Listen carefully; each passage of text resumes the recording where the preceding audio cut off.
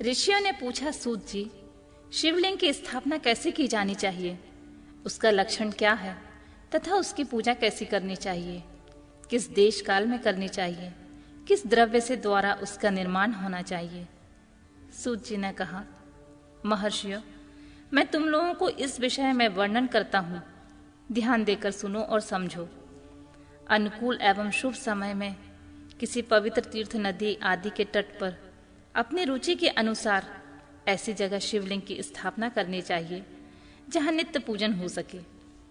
पवित्र द्रव्य से, जलमय द्रव्य से अथवा तेजस पदार्थ से उसकी रुचि के अनुसार कल्पोक्त लक्षणों से युक्त शिवलिंग का निर्माण करके उसकी पूजा करने से उपासक को पूजन का पूरा पूरा फल प्राप्त होता है। संपूर्ण शुभ लक्षणों से युक्त शिवलिंग की पूजा यदि की जाए तो वह तत्काल पूजा का फल देने वाला होता है। यदि चल प्रतिष्ठा करनी हो तो इसके लिए छोटा सा शिवलिंग अथवा विग्रह श्रेष्ठ माना गया है।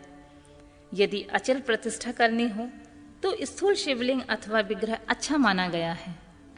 उत्तम लक्षणों से युक्त शिवलिंग की पीठ सहित स्थापना करनी चाहिए।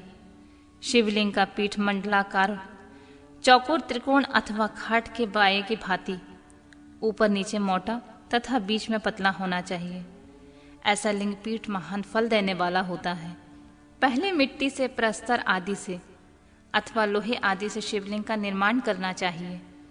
जिस द्रव्य से शिवलिंग का निर्माण हो उसी से उसकी पीठ भी बनाना चाहिए। यही अचल प्रतिष्ठा वाले शिवलिंग की विशेष बात है। चल प्रतिष्ठा वाले शिवलिंग में भी लिंग और पीठ का एक ही उपादान होना चाहिए, किंतु वाण लिंग के लिए यह नियम नहीं है। लिंग की लंबाई निर्माणकर्ता या स्थापना करने वाले यजमान के 12 अंगुल के बराबर होनी चाहिए। ऐसे ही शिवलिंग को उत्तम कहा गया है। इससे कम लंबाई हो तो फल में कमी आ जाती है, अधिक हो तो कोई दोष की बात नहीं होती है। चरलिंग में भी ऐसा ही नियम है। उसकी लंबाई कम से कम कर्ता के 1 उंगली के बराबर होनी चाहिए। उससे छोटा होने पर अल्प फल मिलता है, किंतु उससे अधिक होने पर दोष की बात नहीं होती है। यजमान को चाहिए कि वह पहले शिल्प शास्त्र के अनुसार एक विमान या देवालय बनवाए जो देवगणों की मूर्तियों से अलंकृत हो। उसका गर्भगृह बहुत ही सुंदर, सुदृढ़ एवं दर्पण के समान स्वच्छ हो। उसे 9 प्रकार के रत्नों से विभूषित किया गया हो और पूर्व और पश्चिम दिशा में 2 मुख्य द्वार हों। जहाँ शिवलिंग की स्थापना करनी हो उस स्थान के गर्त में नीलम, लाल बैदुर्य, श्याम, मरकत, मोती, मूंगा, गोमेद और हीरा, इन 9 रत्नों को तथा अन्य महत्वपूर्ण द्रव्यों को वैदिक मंत्रों के साथ छोड़ें। सज्जोजात आदि 5 वैदिक मंत्रों द्वारा शिवलिंग का 5 स्थानों में क्रमशः पूजन करके अग्नि में भविष्य की अनेक आहुतियां दें और परिवार सहित मेरी पूजा करके गुरु स्वरूप आचार्य को धन से तथा भाई बंधुओं को मनचाही वस्तुओं से संतुष्ट करें।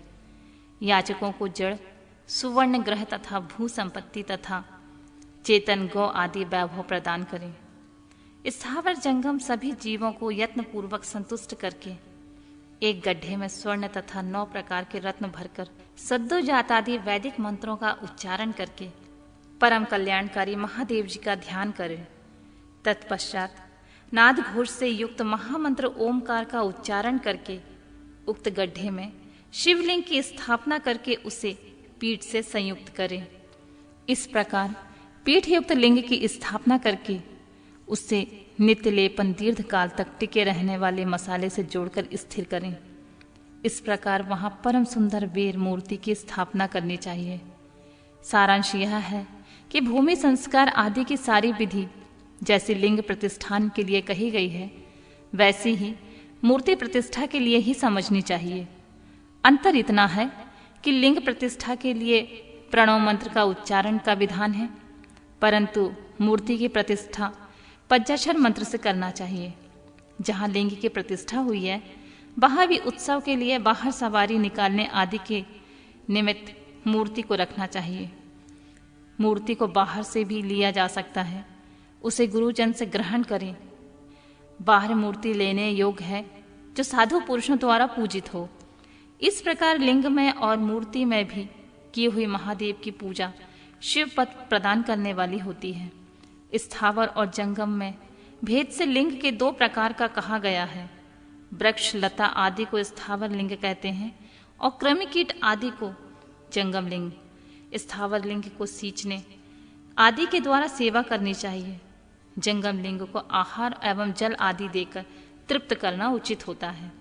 उन स्थावर जंगम जीवों को सुख पहुंचाने में अनुरक्त होना भगवान शिव का पूजन है, ऐसा विद्वान पुरुष मानते हैं। जो चराचर जीवों को ही भगवान शंकर का प्रतीक मानकर उनका पूजन करना चाहिए। इस तरह महालिंग की स्थापना करके विविध उपचारों द्वारा उसका पूजन करें। अपनी शक्ति के अनुसार नित्य पूजा करनी चाहिए तथा देवालय के पास ध्वजारोहण आदि करना चाहिए। शिवलिंग साक्षात शिव का पद प्रदान करने वाला होता है, अथवा चरलिंग में षोडशोपचारों द्वारा यथोचित रीति से क्रमशः पूजा करें। यह पूजन भी शिव पद प्रदान करने वाला होता है। आवहन, आसन, अर्घ्य, पाद्य, पादांग, आचमन, अभ्यंग पूर्वक स्नान, वस्त्र एवं यज्ञोपवीत, गंध, पुष्प, धूप, दीप, नैवेद्य, तांबूल समर्पण, निरांजन, नमस्कार और विसर्जन, ये 16 उपचार हैं। अथवा अर्घ्य से लेकर नैवेद्य विधिवत पूजन करें। अभिषेक, नैवेद्य, नमस्कार और तर्पण, ये सब यथाशक्ति नित्य करें। इस तरह किया हुआ शिव का पूजन शिव पद की प्राप्ति कराने वाला होता है। अथवा किसी मनुष्य के द्वारा स्थापित शिवलिंग में, ऋषियों द्वारा स्थापित शिवलिंग में, देवी देवताओं द्वारा स्थापित शिवलिंग में, अपने आप प्रकट हुए स्वयंभू लिंग में तथा अपने द्वारा नूतन स्थापित हुए शिवलिंग में भी उपचार समर्पण पूर्वक जैसे जैसे पूजन करने से या पूजन की सामग्री देने से भी मनुष्य ऊपर जो कुछ कहा गया है वह सारा फल प्राप्त कर लेता है। क्रमशः परिक्रमा और नमस्कार करने से शिवलिंग शिव पद की प्राप्ति कराने वाला होता है। यदि नियम पूर्वक शिवलिंग का दर्शन मात्र कर लिया जाए तो वह भी कल्याणप्रद होता है। मिट्टी, आटा, गाय के गोबर, फूल, कनेर पुष्प, फल, गुड़, मक्खन, भस्म अथवा अन्य से भी अपनी रुचि के अनुसार शिवलिंग बनाकर तदनुसार उनका पूजन करें। अथवा प्रतिदिन 10,000 प्रणव मंत्र का जाप करें। अथवा दोनों संध्याओं के समय 1-1 सहस्त्र प्रणव का जाप करें। यह भी शिव पद की प्राप्ति कराने वाला होता है, ऐसा जानना चाहिए। जब काल के मकरांत प्रणव का उच्चारण मन की शुद्धि कराने वाला होता है। समाधि में मानसिक जप का विधान है और अन्य सब समय में उपांशु जप ही करना चाहिए। नाद और बिंदु से युक्त ओमकार के उच्चारण को विद्वान पुरुष समान प्रणव कहते हैं। यदि प्रतिदिन आदर पूर्वक 10,000 पंचाक्षर मंत्र का जप किया जाए अथवा दोनों संध्याओं के समय 1-1 सहस्त्र का ही जप किया जाए तो उसे शिव पद की प्राप्ति कराने वाला समझना चाहिए। ब्राह्मण के लिए आदि में प्रणव से युक्त पंचाक्षर मंत्र अच्छा बताया गया है। कलश से किया हुआ स्नान, मंत्र की दीक्षा, मातृकाओं का न्यास, सत्य से पवित्र अंतःकरण वाला ब्राह्मण तथा ज्ञानी गुरु, इन सब को उत्तम माना गया है। द्विजनों के लिए नमो शिवाय का उच्चारण का विधान है।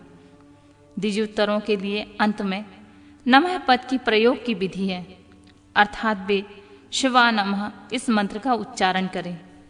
स्त्रियों के लिए कहीं कहीं विधि पूर्वक नमोन्तम उच्चारण का विधान है, अर्थात वे भी शिवा नमः का ही जाप करें।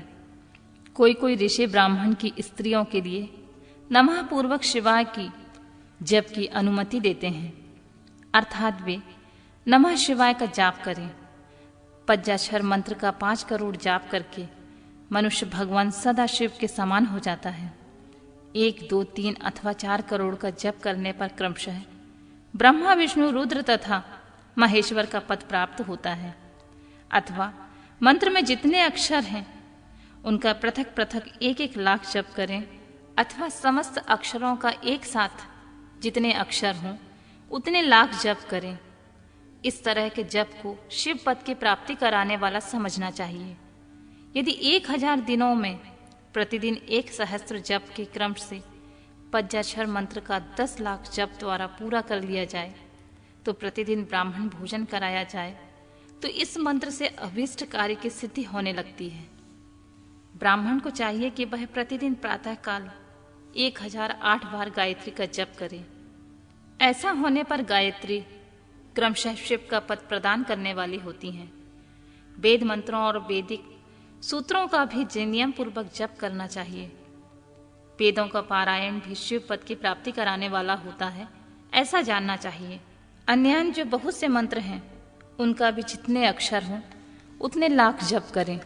इस प्रकार जो यथाशक्ति जप करता है वह क्रमशः शिव पद मोक्ष को प्राप्त कर लेता है। अपनी रुचि के अनुसार किसी एक मंत्र को अपनाकर मृत्यु पर्यंत प्रतिदिन उसका जप करना चाहिए, अथवा ओम इस मंत्र का प्रतिदिन 1 सहस्त्र जप करना चाहिए। ऐसा करने पर भगवान शिव की आज्ञा से संपूर्ण मनोरथों की सिद्धि होती है। जो मनुष्य भगवान शिव के लिए फुलवारी या बगीचा आदि लगाता है तथा शिव के कार्य के लिए मंदिर में झाड़ने बुहारने आदि की व्यवस्था करता है, वह इस पुण्य कर्म को करके शिव पद प्राप्त कर लेता है। भगवान शिव के जो काशी आदि क्षेत्र हैं उनमें भक्ति पूर्वक नित्य निवास करे, वह जड़ चेतन सभी को भोग तथा मोक्ष देने वाला होता है। अतः विद्वान पुरुष को भगवान शिव के क्षेत्र में आमरण निवास करना चाहिए। पुण्य क्षेत्र में स्थित बावड़ी, कुआं और पोखरे आदि को शिव गंगा समझना चाहिए। भगवान शिव का ऐसा ही वचन है। वहां स्नान दान और जप करके मनुष्य भगवान शिव को प्राप्त कर लेता है। अतः मृत्यु पर्यंत शिव के क्षेत्र का आश्रय लेकर रहना चाहिए। जो शिव के क्षेत्र में अपने को किसी मृत संबंधी का दाह, शदाह, मासिक श्राद्ध, सपिंडीकरण अथवा वार्षिक श्राद्ध करता है, अथवा कभी भी शिव के क्षेत्र में अपने पितरों को पिंड देता है, वह तत्काल सब पापों से मुक्त हो जाता है और अंत में शिव पद पाता है। अथवा शिव के साथ 7, 5, 3 या एक ही रात निवास कर ले। ऐसा करने से भी क्रमशः शिव पद की प्राप्ति होती है। लोक में अपने अपने वर्णों के अनुसार सदाचार का पालन करने से मनुष्य शिव पद को प्राप्त कर लेता है। वर्णाकुल आचरण से तथा भक्ति भाव से वह अपने सत्कर्म का अतिशय फल पाता है। कामना पूर्वक किए हुए अपने कर्म के अभीष्ट फल को शीघ्र पा लेता है। निष्काम भाव से किया हुआ सारा कर्म साक्षात शिव पद की प्राप्ति कराने वाला होता है। दिन के 3 विभाग होते हैं, प्रातः, मध्याह्न और सायं। इन तीनों क्रमशः एक एक प्रकार के कर्म का संपादन किया जाता है। प्रातः काल को शास्त्र विहित नित्य कर्म के अनुष्ठान का समय जानना चाहिए।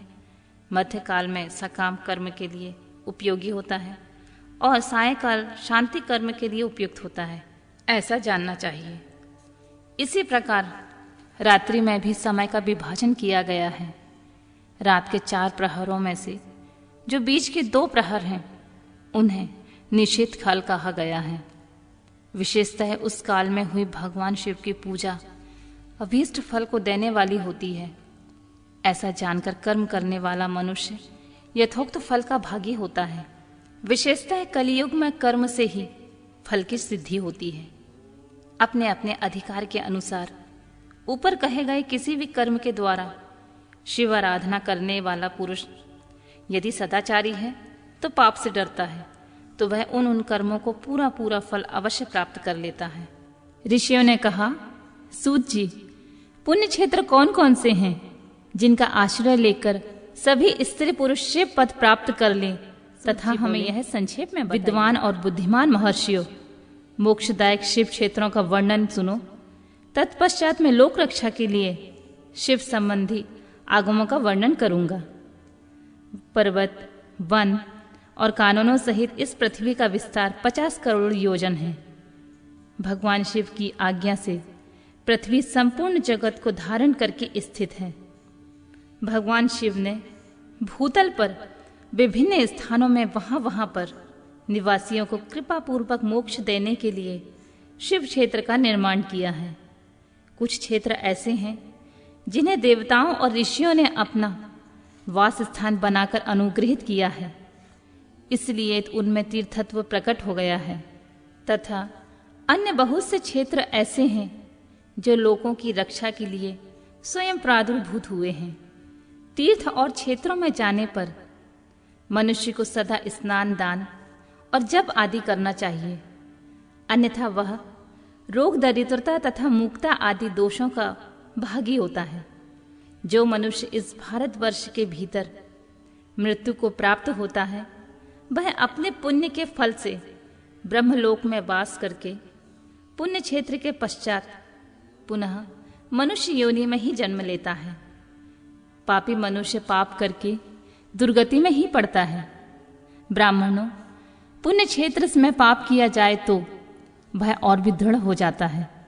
अतः पुण्य क्षेत्र में निवास करते समय सूक्ष्म से सूक्ष्म अथवा थोड़ा सा भी पाप ना करें। सिंधु और सतलज नदी के तट पर बहुत से पुण्य क्षेत्र हैं। सरस्वती नदी परम पवित्र एवं 60 मुख वाली कही गई है, अर्थात उसके 60 धाराएं हैं।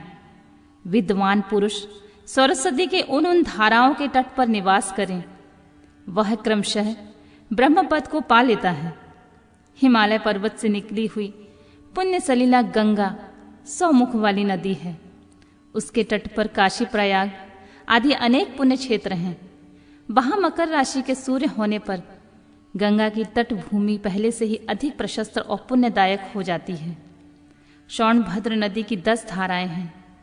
वह बृहस्पति के मकर राशि में आने पर अत्यंत पवित्र तथा अभीष्ट फल देने वाली हो जाती है। उस समय वहां स्नान और उपवास करने से विनायक पद की प्राप्ति होती है। पुण्य सलीला महानदी नर्मदा के 24 मुख, उसमें स्नान करने और उसके तट पर निवास करने से मनुष्य को वैष्णव पद की प्राप्ति होती है। तमसा के 12 मुख और रेवा के 10 मुख हैं। परम पुण्यमयी गोदावरी के 21 मुख बताए गए हैं। वह ब्रह्म हत्या तथा गौवध का पाप का नाश करने वाली एवं रुद्रलोक देने वाली है। कृष्णवेणी नदी का जल बड़ा पवित्र होता है। वह नदी समस्त पापों का नाश करने वाली होती है। उसके 18 मुख बताए गए हैं तथा वह विष्णु लोक प्रदान करने वाली होती है। तुंगभद्रा के 10 मुख हैं। वह ब्रह्मलोक देने वाली होती है। पुण्य सलीला सुवर्णा मुखरी के 9 मुख कहे गए हैं। ब्रह्मलोक से लौटे हुए जीव उसी के तट पर जन्म लेते हैं। सरस्वती नदी, पंपा सरोवर, कन्याकुमारी, अंतरीप तथा शुभ कारक श्वेत नदी, ये सभी पुण्य क्षेत्र हैं। इनके तट पर निवास करने से इंद्रलोक की प्राप्ति होती है। सहा पर्वत से निकली हुई महानदी कावेरी परम पुण्यमयी है। उसके 27 मुख बताए गए हैं। वह संपूर्ण अभीष्ट वस्तुओं को देने वाली होती है। उसके तट पर स्वर्ग लोक की प्राप्ति कराने वाला तथा ब्रह्मा और विष्णु का पद देने वाले होते हैं। कावेरी के जो तट शैव क्षेत्र के अंतर्गत आते हैं, वे अभीष्ट फल देने के साथ शिव लोक प्रदान करने वाले भी हैं। नैमिषारण्य तथा बद्रिका आश्रम में सूर्य और बृहस्पति के मेष राशि पर आने पर यदि स्नान करे तो उस समय वहां स्नान किए हुए पूजन आदि को ब्रह्मलोक की प्राप्ति कराने वाला जानना चाहिए। सिंह और कर्क राशि में सूर्य की संक्रांति होने पर सिंधु नदी में किया गया स्नान तथा केदार तीर्थ के जल का पान एवं स्नान ज्ञानदायक माना गया है।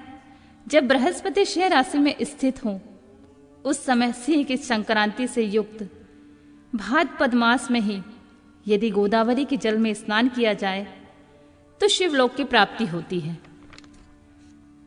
ऐसा पूर्व काल में स्वयं भगवान शिव ने कहा है। जब सूर्य और बृहस्पति कन्या राशि में स्थित हो तब यमुना और सोनभद्र में स्नान करें। वह स्नान धर्मराज और गणेश जी की लोक में महान भोग प्रदान कराने वाला होता है। यह महर्षियों की मान्यता है। जब सूर्य और बृहस्पति तुला राशि में स्थित हों उस समय कावेरी नदी में स्नान करें। वह स्नान भगवान विष्णु के वचन की महिमा से संपूर्ण अभीष्ट वस्तुओं को देने वाला माना जाता है। जब सूर्य और बृहस्पति वृश्चिक राशि पर आ जाएं, तब मार्गशीर्ष के महीने में नर्मदा में स्नान करने से सिर्फ विष्णु लोक की प्राप्ति हो सकती है।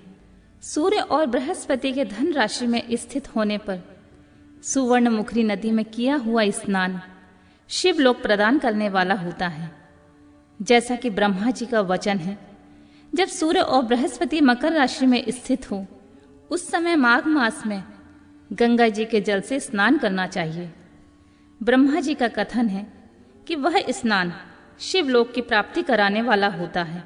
शिवलोक के पश्चात ब्रह्मा और विष्णु के स्थान में सुख भोगने पर अंत में मनुष्य को ज्ञान की प्राप्ति हो जाती है। माघ मास में तथा सूर्य के कुंभ राशि में स्थित होने पर फाल्गुन मास में गंगा तट पर किया हुआ स्नान श्राद्ध, पिंडदान अथवा तिलोदक दान पिता और नाना दोनों कुलों के पितरों के अनेक पीढ़ियों का उद्धार कराने वाला माना गया है। सूर्य और बृहस्पति राशि जब मीन राशि में स्थित हो जाती हैं तब कृष्णवेणी नदी में किए गए स्नान की ऋषियों ने प्रशंसा की है। उन महीनों में पूर्वोक्त तीर्थों में किया हुआ स्नान इंद्रपद की प्राप्ति कराने वाला होता है। विद्वान पुरुष गंगा और कावेरी नदी का आश्रय लेकर तीर्थवास करे, ऐसा करने से तत्काल किए हुए पाप का निश्चित ही नाश हो जाता है। रुद्रलोक प्रदान करने वाले बहुत से ऐसे क्षेत्र हैं। ताम्रपर्णी और वेगवती, ये दोनों नदियां ब्रह्मलोक का प्रतिरूप प्राप्ति देने वाली होती हैं। इन तटों पर कितने ही स्वर्णदायक क्षेत्र हैं। इन दोनों के मध्य बहुत से पुण्य क्षेत्र भी हैं। वहां निवास करने वाला विद्वान पुरुष वैसे ही फल का भागी होता है। सदाचार, उत्तम वृत्ति तथा सद्भावना के साथ मन में दया भाव रखते हुए विद्वान पुरुष को तीर्थ में निवास करना चाहिए, अन्यथा उसका फल नहीं मिलता है। पुण्य क्षेत्र में किया हुआ थोड़ा सा पुण्य भी अनेक प्रकार की वृद्धि को प्राप्त होता है तथा वहां किया हुआ छोटा सा भी पाप महान हो जाता है। यदि पुण्य क्षेत्र में रहकर ही जीवन बिताने का निश्चय कर ले तो पुण्य संकल्प से उसके पहले का सारा पाप तत्काल नष्ट हो जाता है, क्योंकि पुण्य को ऐश्वर्यदायक कहा गया है। ब्राह्मणों, तीर्थवास जनित पुण्य कारिक, वाचिक तथा मानसिक सारे पापों का नाश कर देता है। तीर्थ में किया हुआ मानसिक पाप वज्रलेप हो जाता है। वह कई कल्पों तक पीछा नहीं छोड़ता है, केवल ध्यान से ही नष्ट होता है, अन्यथा नहीं। वाचिक पाप तजब से तथा कायिक पाप शरीर को सुखाने जैसे कठोर तप से नष्ट होता है। अतः सुख चाहने वाले पुरुष को देवताओं की पूजा करते और ब्राह्मणों को दान देने से पाप से बचते ही ने कहा तीर्थ में निवास करना चाहिए। अब आप शीघ्र ही हमें वह सदाचार सुनाइए जिससे विद्वान पुरुष पुण्य लोकों पर विजय पाता है।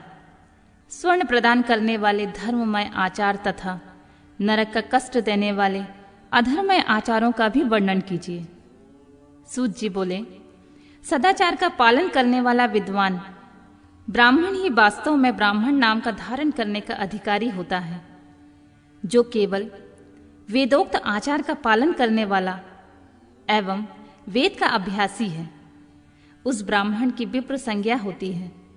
सदाचार, वेदचार तथा विद्या, इनमें से एक एक गुणों से युक्त होने पर उसे द्विज कहते हैं, जिसमें स्वल्प मात्र ही आचार का पालन देखा जाता है। जिसने वेदा अध्ययन भी बहुत कम किया है तथा जो राजा का सेवक है, पुरोहित, मंत्री आदि, उसे क्षत्रिय ब्राह्मण कहते हैं। जो ब्राह्मण कृषि तथा वाणिज्य कर्म करने वाला होता है, उसे कुछ कुछ ब्राह्मणोचित आचार का भी पालन करता है, वह वैश्य ब्राह्मण है। तथा जो स्वयं खेत जोतता है, उसे शुद्र ब्राह्मण कहा गया है।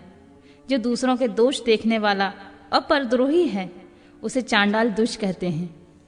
इसी तरह क्षत्रियों में भी जो पृथ्वी का पालन करता है, वह राजा है।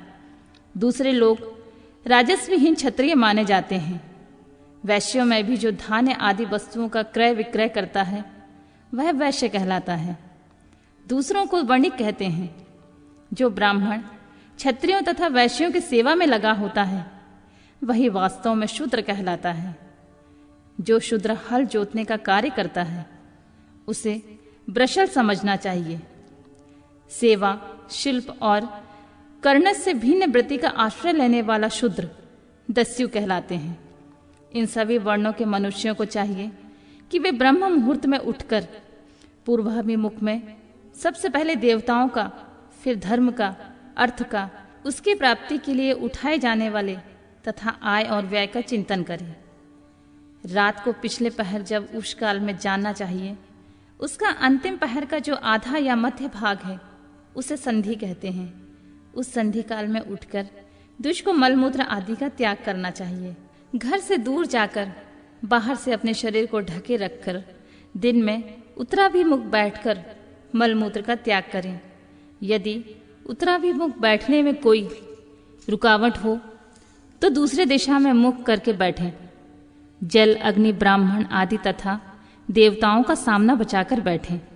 मल त्याग कर उठने पर फिर उस मल को ना देखें तथा किसी वृक्ष के पत्ते से अथवा उसके पतले काट से जल के बाहर दंतुवन करना चाहिए। उस समय तर्जनी अंगुली का प्रयोग ना करें। यह दंत शुद्धि का विधान बताया गया है। तदनंतर जल संबंधी देवताओं को नमस्कार करके मंत्र पाठ करते हुए जलाशय में स्नान करें। यदि कंठ तक या कमर तक पानी में खड़े होने की शक्ति ना हो तो घुटने तक जल में खड़ा होकर अपने ऊपर जल छिड़क कर मंत्रोच्चारण पूर्वक स्नान कार्य संपन्न करें। विद्वान पुरुष को चाहिए कि महातीर्थ जल से देवता आदि का स्नानांग तर्पण भी करें। इसके पश्चात धौत वस्त्र लेकर 5 कच्छ करके उसका धारण करें। साथ ही कोई उत्तरीय भी धारण कर ले, क्योंकि संध्या बंधन आदि सभी कर्मों में उसकी आवश्यकता होती है। नदी आदि तीर्थों में स्नान करने पर स्नान संबंधी उतारे हुए वस्त्र वहां ना धोएं।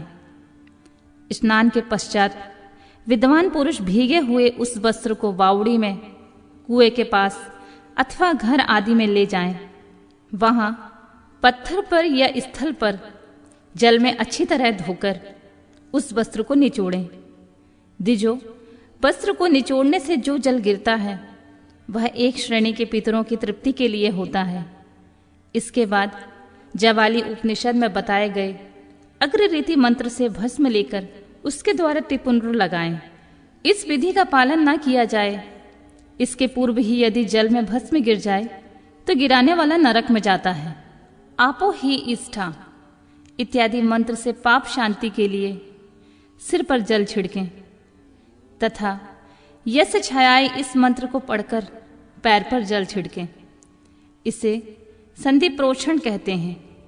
आपो ही इष्ठा इत्यादि मंत्र में 3 ऋचाएं हैं और प्रत्येक ऋचा में गायत्री छंद के 3-3 चरण हैं। इनमें से प्रथम ऋचा के 3 चरणों का पाठ करते हुए क्रमशः पैर, मस्तक और हृदय में जल छिड़कें। दूसरी ऋचा के 3 चरणों को पढ़कर क्रमशः मस्तक, हृदय और पैर में जल छिड़कें तथा तीसरी ऋचा के 3 चरणों का पाठ करते हुए क्रमशः हृदय, पैर और मस्तक के जल से प्रोक्षण करें। इसे विद्वान पुरुष मंत्र स्नान मानते हैं।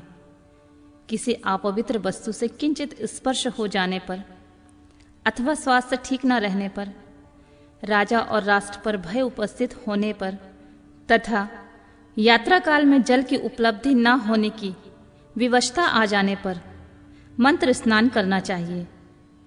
प्रातःकाल सूर्याश्रमा, मनुश्रय इत्यादि का सूर्यानुवाक से तथा सायंकाल अग्निश्रय तथा मनुश्रय इत्यादि अग्नि संबंधी अनुवाक से जल का आचमन करके पुनः जल से अपने अंगों को प्रोक्षण करें। मध्याह्न काल में भी आपह पुनंतु इस मंत्र से आचमन करके पूर्व व्रत प्रोषण या मार्जन करना चाहिए। प्रातःकाल की संध्या उपासना में गायत्री मंत्र का जप करके 3 बार ऊपर की ओर सूर्य देव को अर्घ्य देना चाहिए। ब्राह्मणों, मध्याह्न काल में गायत्री मंत्र के उच्चारण पूर्वक सूर्य को एक ही अर्घ्य देना चाहिए। फिर सायंकाल आने पर पश्चिम की ओर मुख करके बैठ जाएं और पृथ्वी पर सूर्य के लिए अर्घ्य दें, ऊपर की ओर नहीं। प्रातःकाल और मध्याह्न के समय अंजलि में अर्घ्य जल लेकर अंगुलियों की ओर से सूर्य देवता के लिए अर्घ्य दें। फिर अंगुलियों के छिद्र से ढलते हुए सूर्य को देखें तथा उनके लिए स्वतः प्रदक्षिणा करके शुद्ध आचमन करें। सायंकाल में सूर्यास्त से 2 घड़ी पहले की हुई संध्या निष्फल होती है। क्योंकि वह सायंकाल संध्या का समय नहीं होता है। ठीक समय पर संध्या करना चाहिए, ऐसे शास्त्र की आज्ञा है। यदि संध्या उपासना किए बिना दिन बीत जाए तो प्रत्येक समय के लिए क्रमशः प्रायश्चित करना चाहिए। यदि एक दिन बीते तो प्रत्येक बीते हुए दिन के सायंकाल के लिए नित्य नियम के अतिरिक्त 100 गायत्री मंत्र का अधिक जाप करें। यदि नित्य कर्म से लुप्त हुए 10 दिन से अधिक दिन बीत जाए तो उसके लिए प्रायश्चित के रूप में 1,00,000 गायत्री का जप करना चाहिए। यदि 1 मास तक नित्य कर्म छूट जाए तो पुनः अपना उपनयन संस्कार कराएं। अर्थ सिद्धि के लिए ईश, गौरी, कार्तिकीय, विष्णु, ब्रह्मा, चंद्रमा और यम का तथा ऐसे ही अन्य देवताओं का भी शुद्ध जल से तर्पण करें। फिर तर्पण कर्म को ब्रह्मापर्ण करके शुद्ध आचमन करें। तीर्थ के दक्षिण प्रशस्त्र मठ में, मंत्रालय में, देवालय में, घर में तथा अन्य किसी नियत स्नान में आसन पर स्थिरता पूर्वक बैठकर विद्वान पुरुष अपनी बुद्धि को स्थिर करें और संपूर्ण देवताओं को नमस्कार करके पहले प्रणव का जप करने के पश्चात गायत्री मंत्र की आवृत्ति करें। प्रणव के आ, उ तथा मा, इन तीनों अक्षरों से जीव और ब्रह्मा की एकता का प्रतिपादन होता है। इस बात को जानकर प्रणव ओम का जप करना चाहिए।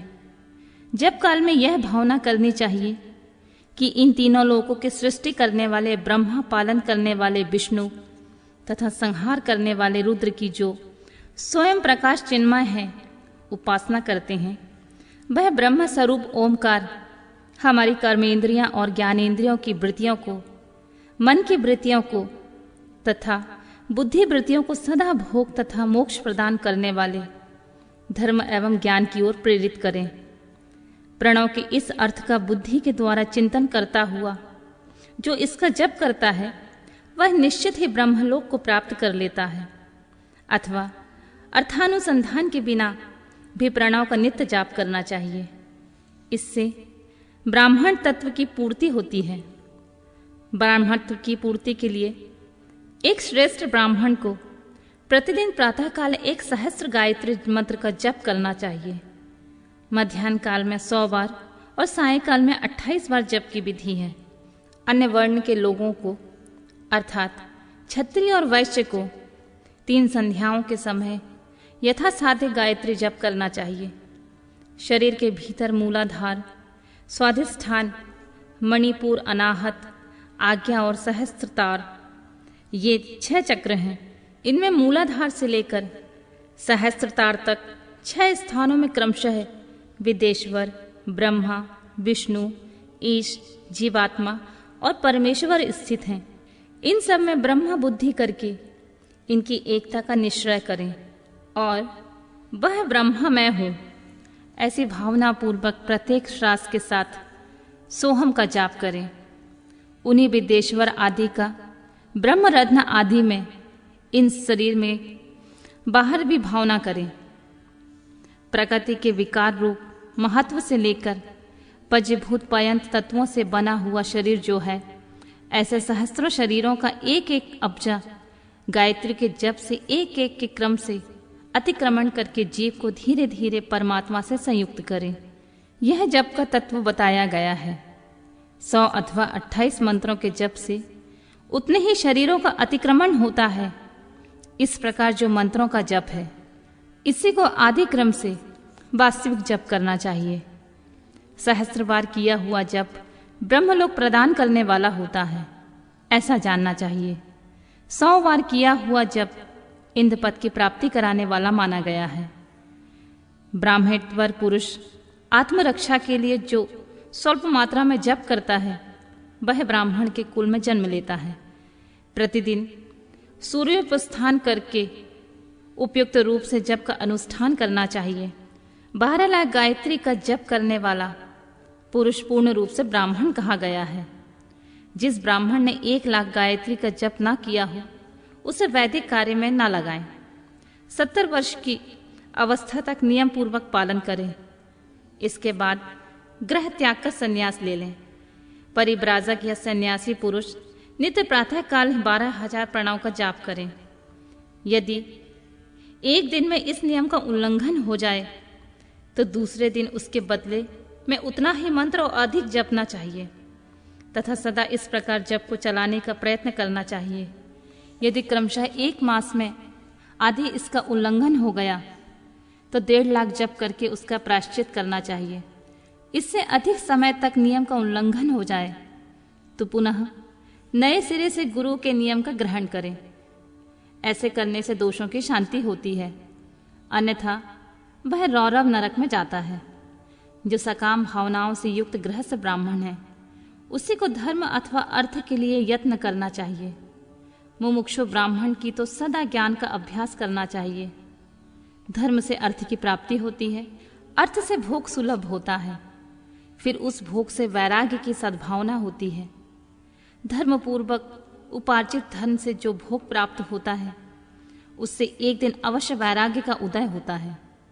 धर्म के विपरीत अधर्म से उपार्जित हुए धन के द्वारा जो भोग प्राप्त होता है उससे भोगों के प्रति आसक्ति उत्पन्न होती है। मनुष्य धर्म से धन पाता है, तपस्या से उसे दिव्य रूप की प्राप्ति होती है।